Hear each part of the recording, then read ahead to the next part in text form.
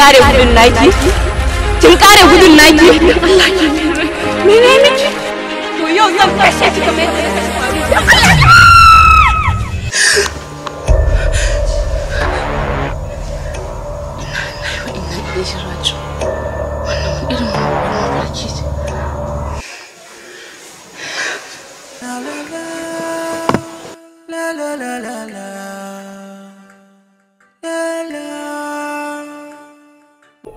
Abokina, al'amarin ƙasar nan fa gaba ɗaya sai a hankali. Yanzu in dai kai ba ɗan wane ba ne, to sai dai kawai kaga ana yi. Haka ne fa, ka yi karatun ma aikin ma samun su sai zama aiki. To gane mu hanya. Allah kawo mana su. Amin. Kun Allah a gare ka ya habibi. Ke ma amincin Allah a gare ki ya muradin raina. Yau na zo maka da albishir mai girma. Na kasance ina marari da zumuɗin jin wannan albishirin naki. Faɗi ina jinki. A yau za ka gani zahiri. Hakika ta na san wannan shi ne biyanka. Bani da wani babban burin da ya wuce in gani ga ki a zahiri. Ina kike ya masoyiyata. Biyo ni. Ina kike ya Habibatu. Biyo ni. Ina zan bi. Muryata za ka bi zuwa ina za ka gani. Wai me haka ne Ismail? Kai da waye ne haka? Na za ka je? Saka shi, ba komai akwai Allah. Kana ji ne? Ba fa barin shi za mu iya tafi ba. Saboda ka san yanayin shi yanda rashin lafiyar shi din nan. Dole za mu bi bayan shi saboda mu ga inda ya dosa. Wannan gaskiya ne. Mu je mu. Mu je mu gani.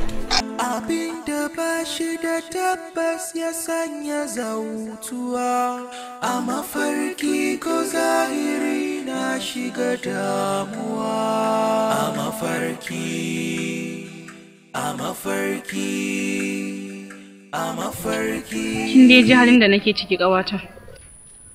Tabbas na ji rayuwanki tana cikin haɗari. To amma ke me kika shawarta akan lamarin? To ai shine na nemo ki. Saboda ko gidanmu ba su san da wannan ba. To amma ai ke a karan kanki bari a rasa shawarin kika shawarta wa lamarin ba. Eto a tunanina shine mu samu gawurtaccen boka mu kai sunanta saboda a shafi labarinta daga doron ƙasa. Ba haka za a yi ba. Don mafi akasari bokayen yanzu yan 419 ne. Mu samu wani tsagera kwangila za mu baya mu biya shi ya kashe mana ita. Tonan asiri nake tsoro Hindu. Tonan asiri kuma? Ba tonan asiri, da ilimi za a yi aikin. Na fahimta. To kamar nawa za a biya shi? To kar ki damu, ki bar komai a hannuna, kuma ya zo ƙarshe insha Allah. To ƙawata, don Allah ki ƙoƙari. Kin san ko gidanmu ba su san da wannan maganan ba. Wallahi ba na iya bacci. Ki ga inda na rame. Gaskiya ne, kar ki wanda mu. Ki bar komai a hannuna. To shikenan ƙawata. Na gode. Shikenan ni zan wuce. Abinda ba shi da tabbas ya sanya zautuwa a mafarki ko zahiri na shiga damuwa a mafarki. La la la la la la la la la la la. Abinda ba shi da tabbas ya sanya zautuwa a mafarki ko zahiri na shiga damuwa a mafarki a mafarki. Kira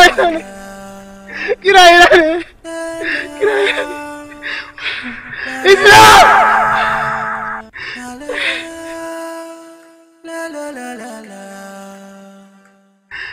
Islam!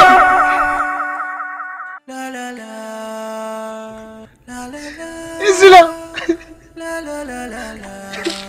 Gaskiya duk wanda yake da sa hannu a cikin wannan lamari ya cika mugu azzalumi. Wannan wani irin rayuwa ne haka?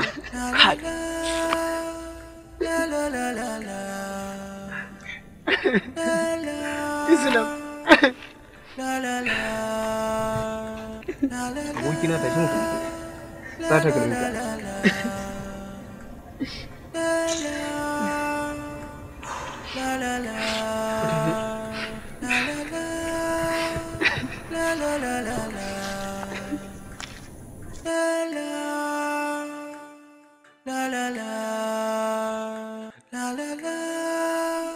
Wannan lamarin Ismail ɗin fa gaskiya inna sai an tsaya fa, saboda wallahi inna yanzu ma in banda albarkacin muna tare da shi ba, muna cikin hira kawai ya yanke mana hira, kawai gani muka yi ya tashi ya yi tafiyansa ba sallama ba bankwana.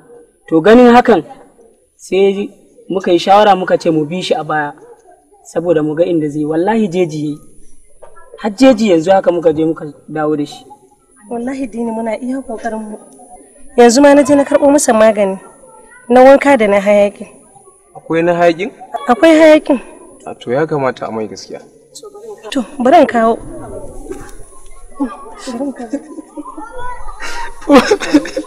Umma Islam umma. Islam.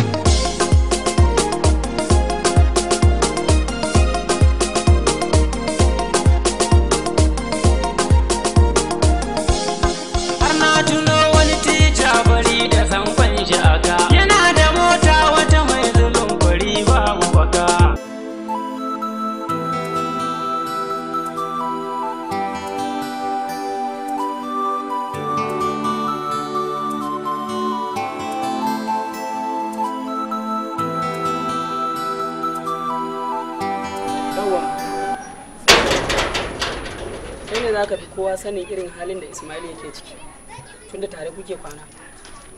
To amma akwai wani abun da yake aikatawa cikin dare ne? Ma'ana wani bakon al'amari wanda ya saba al'ada? Ni dai abin da na sani sau tari sai in je na magana cikin dare. Tun yana hana ni bacci yanzu har na saba. To Allah ya kawo sauki. Ba damuwa mu za mu je.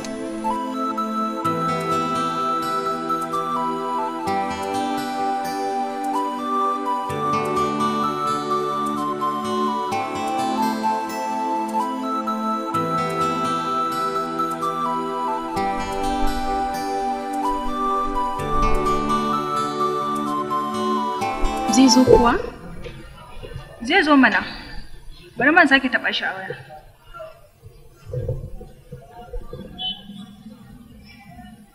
Alo Tarko, za ka zo kuwa don mun jima muna jiran ka fa. Ok, to sai ka ƙara so.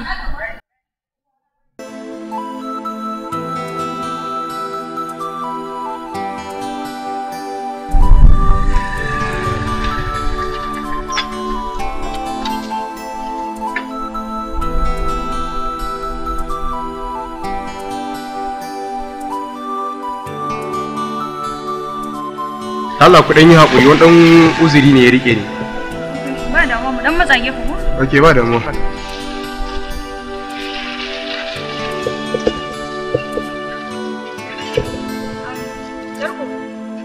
Kamar dai yadda ka sani, wannan kawata ce. Gaskiya tana cikin matsala sosai. Shi ne nake so a taimaka mata. Akwai wata yarinya da ta aure mata saurayi. A daren amarcinsu ta kashe mata shi. Mijin nata? Sannan kuma yanzu tana farautan ƙawata. Kusan kullum ta kwanta bacci sai ta yi mafarkin ta biyo ta da wuƙa za ta kashe ta. Lalle akwai matsala. To, shine nake so a samu a kawar mana da ita kafin ita ta ga bayan mu. Wannan ba matsala bane. Jos kawai abin da nake bukata yanzu shine ya yarinyar take sannan a ina take. So kar ka damu. Na zo da hotonta, buɗe zan da an tura. Okay, ba da mai so. Okay.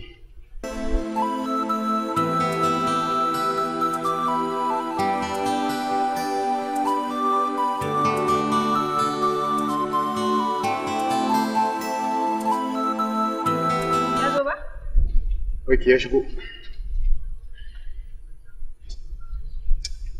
Wannan yarinya karama ce ma. Sai kuma muguwar aniya ba? Ba da mu wannan mai sauki ne. An gama. Yanzu sai mun yi waya kawai. To shikenan sauran maganar zaka ji a waya. Ba damuwa. Hold on.